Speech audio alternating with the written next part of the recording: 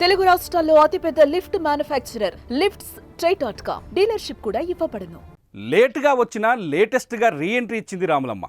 అనూహ్యంగా ఆమెకు ఎమ్మెల్సీ ఇవ్వడమే ఆశ్చర్యపరిస్తే ఇప్పుడు మంత్రి కూడా అవతారనే ప్రచారం మరింత ఆసక్తిని రేపుతోంది.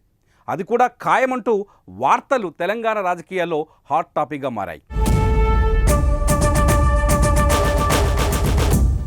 పోలీస్ క్యారెక్టర్ అంటే ముందుగా గుర్తొచ్చేది హీరోల్లో సాయి కుమార్ అయితే హీరోయిన్స్లో విజయశాంతి.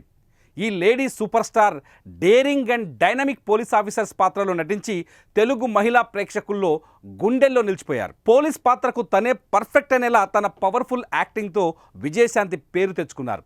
ఆమె తర్వాత ఎంతోమంది హీరోయిన్స్ పోలీస్ రోల్స్ చేసినా కూడా అంత క్రేజ్ తెచ్చుకోలేకపోయారు. పోలీస్ యూనిఫామ్లో వెండితెరపై అలరించిన అలనాటి తార ఇప్పుడు రాజకీయాల్లో ఆ పోలీస్ శాఖకు మంత్రిగా వస్తుందనే పుకార్లు షికారు చేస్తున్నాయి.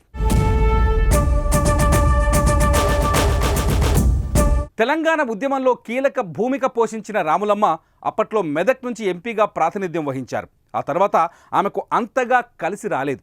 చాలా ఏళ్ల తర్వాత ఇప్పుడు ఎమ్మెల్యే కోట ఎమ్మెల్సీగా ఆమెకు అవకాశం దక్కింది. అద్దంకి దయాకర్, కెతావత్ శంకర్ నాయకులతో పాటు విజయశాంతి కూడా ఎమ్మెల్యే కోట ఎమ్మెల్సీగా నామినేషన్ దాఖలు చేశారు. విజయశాంతికి ఎమ్మెల్సీ కట్టబెట్టడమే కాదు, మంత్రివర్గంలోకి తీసుకుంటారనే ప్రచారం కూడా జోరుగా సాగుతోంది.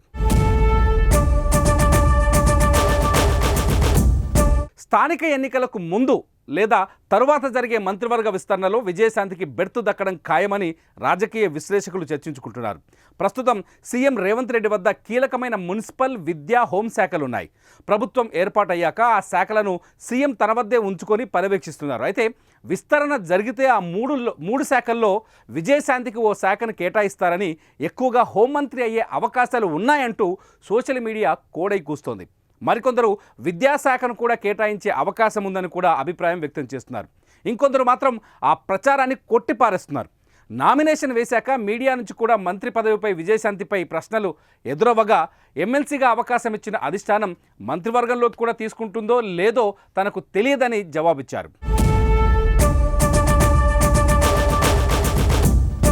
మీనాక్షి నటరాజన్ రాష్ట్ర కాంగ్రెస్ వ్యవహారాల ఇన్ఛార్జిగా బాధ్యతలు తీసుకున్నాక విజయశాంతి తెరపైకి వచ్చారు.